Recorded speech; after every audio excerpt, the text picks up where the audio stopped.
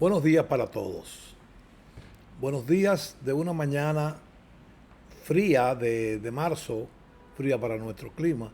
Y precisamente esa es una de las razones por las cuales tengo este abrigo puesto. No solamente esa es una de las razones, también es que voy a hablar de Inglaterra. Y en Inglaterra, un país frío, lluvioso, ventoso, es un país donde hay una temperatura simplemente inclemente.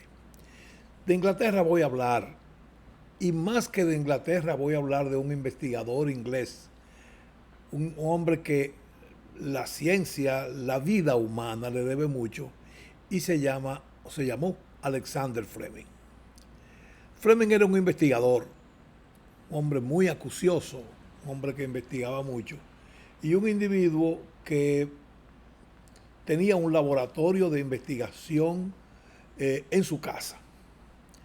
Por todo el tiempo que se pasaba investigando, a veces dejaba de comer, de bañarse por días para seguir sus investigaciones. Pero ¿qué sucede? Tuvo que ir a Londres a una conferencia, él no vivía en Londres, sino en las afueras, y dejó una ventana abierta.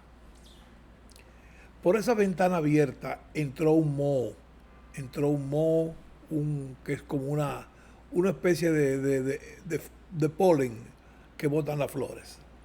Ese moho cayó encima de una placa de Petri y cuando Alexander Fleming volvió, encontró con sorpresa que todas las bacterias que estaban sembradas en lo que era la placa de Petri habían muerto.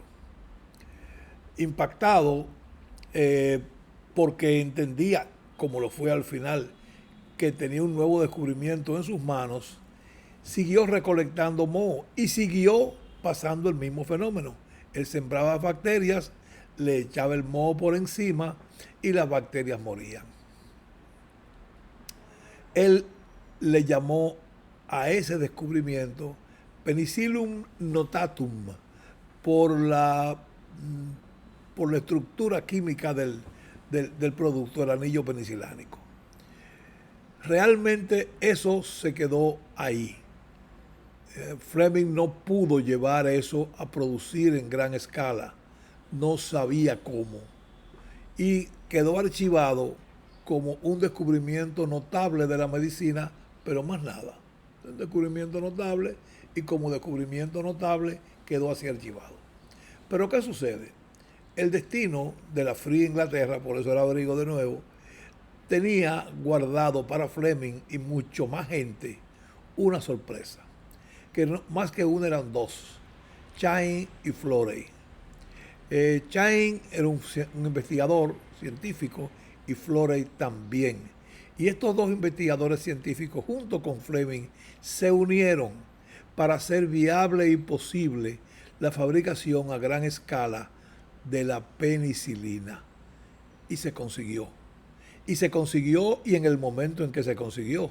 Porque en ese momento que se consiguió, en la fría Inglaterra, era un momento de la Segunda Guerra Mundial y la cantidad de piernas, brazos y vidas que salvó ese invento de la penicilina, que pusieron a disposición gratis de las casas farmacéuticas, siendo las primeras, la Sharp and Dohme, no Merck Sharp and Dohme, Sharp and Dohme, la Lilly Squibb, de las primeras que fabricaron y pusieron a la disposición ese descubrimiento de lo que era la penicilina en la forma inyectable.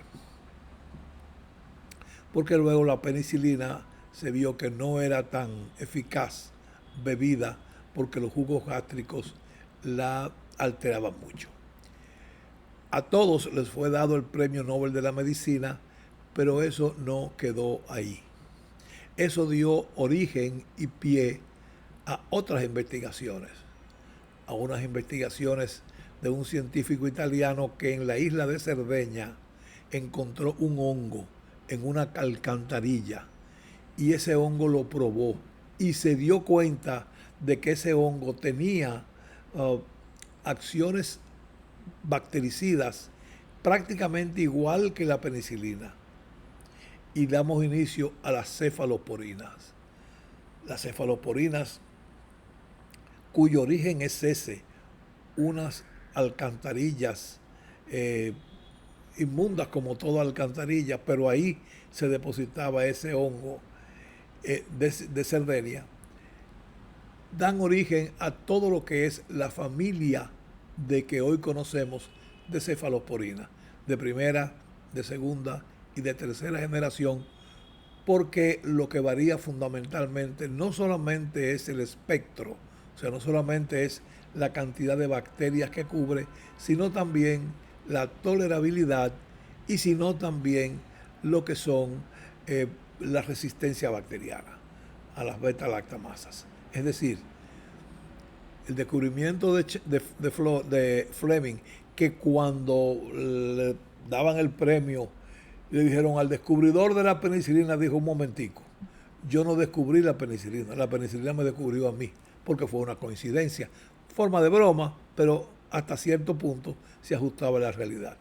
Con lo cual, la vida, el hombre, el ser humano, prolongó su existencia, mejoró su calidad de vida, pudo vivir más años, con más expectativas, precisamente fruto de la investigación de Fleming, de Chain y de Florey.